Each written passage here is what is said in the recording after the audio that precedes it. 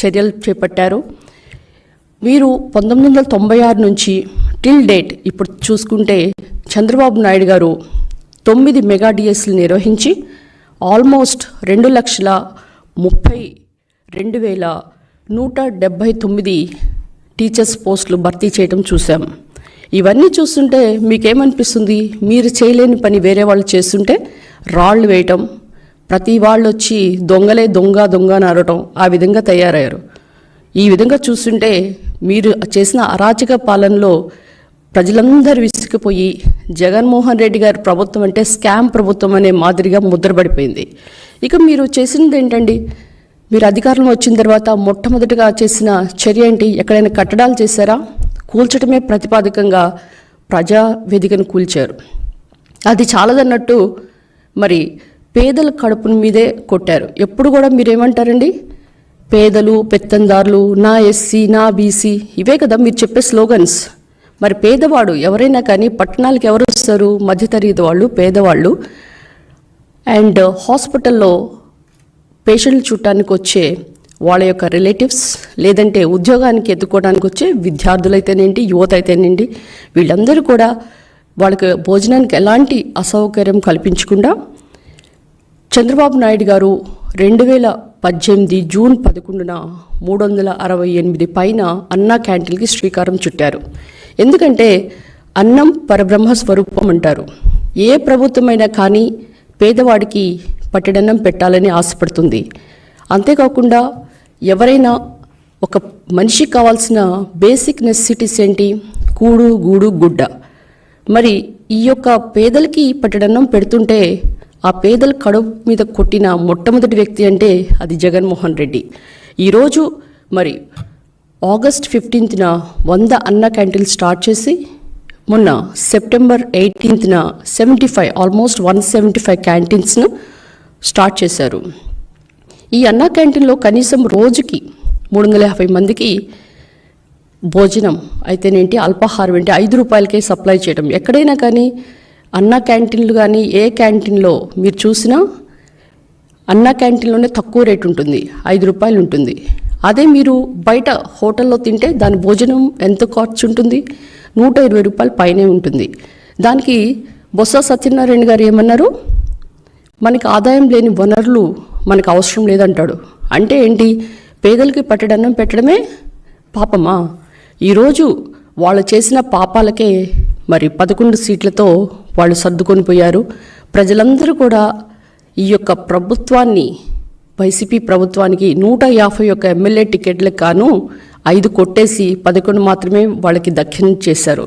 ఈరోజు మీరు గమనిస్తే అన్న క్యాంటీన్లు రోజుకి 3 లక్షల మందికి అన్నం వడ్డిస్తూ ఆల్మోస్ట్ 2019 నాటికి 4 కోట్ల మంది దీని అన్న క్యాంటీన్లో తింటూ వాళ్ళు లబ్ధిదారులు అయ్యారు. ఇక మనం గమనిద్దాం ఈ మధ్య వచ్చిన వరదల గురించి. ఆ బుడమేరు ఆక్రమణ చేసింది, అక్కడంతా ఆక్రమించుకుంది ఎవరండి? వైసీపీ నాయకులు.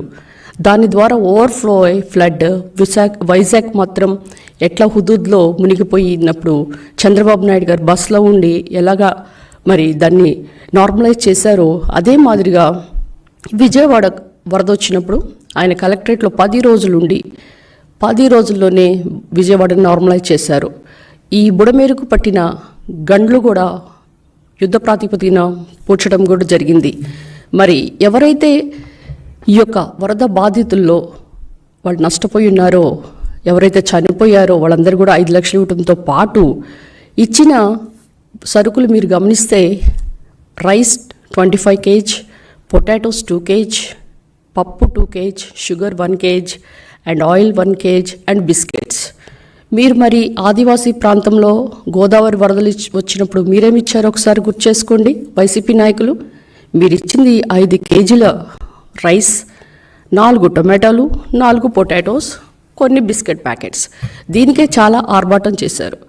మీరు కనుక అధికారంలో ఉంటే ఈరోజు విజయవాడ పరిస్థితి ఎట్లా ఉండేదంటే 100-200 రోజులైనా కానీ వాళ్ళు ఈ యొక్క వరదల్లో బాధితులందరూ కూడా నష్టపోయి ప్రాణం, వాళ్ళ యొక్క ధనం అంతా కూడా నష్టపోయే పరిస్థితికి మీరు తీసుకొచ్చేవాళ్ళు.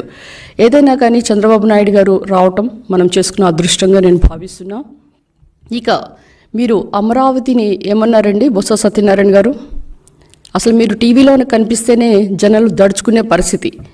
అమరావతి రైతులు ఎప్పుడు చూసినా అమరావతి అంటే మీ యొక్క మాజీ మినిస్టర్స్ అందరూ కూడా అదొక శ్మశానం, 10 అడుగులు తోడితే నీళ్ళు వస్తాయి, వరదలు వస్తే మునిగిపోతాయి అని రకరకాలుగా ప్రచారం చేశారే.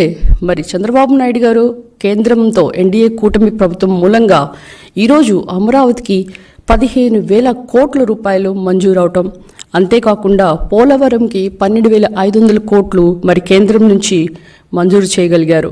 మరి అమరావతికి కట్టేటప్పుడు చంద్రబాబు నాయుడు గారు ముందే చెప్పారు, ఇది దేవతలను తలదన్నే రాజధాని, మరి సింగపూర్ని తలదన్నే రాజధానిగా నేను కడతానని చెప్పి ప్రతి వాళ్ళకు కూడా రోడ్ల దగ్గర నుంచి తర్వాత వాళ్ళకి కావాల్సిన మౌలిక సదుపాయాలన్నీ, ఇంటింటికి ఒక ఉద్యోగం అని అన్నీ ప్రామిస్ చేసి స్టార్ట్ చేస్తే మీరు సర్వనాశనం చేశారు. కానీ ఈరోజు అమరావతికి పూర్వ వైభవం రాబోతుంది.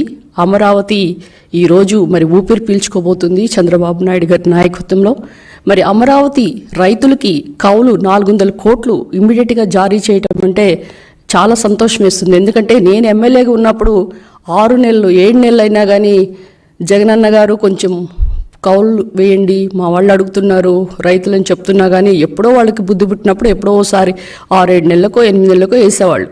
ఈరోజు ఎవరు అడగకుండానే యుద్ధ ప్రాతిపదికన 400 కోట్లు శాంక్షన్ చేయటం, అమరావతికి ఇన్నర్ రింగ్ రోడ్ రావటం, అమరావతికి రైల్వే జోన్ రావటం అనేది ఇది చాలా శుభ పరిణామం నేను అనుకుంటున్నా. ఇక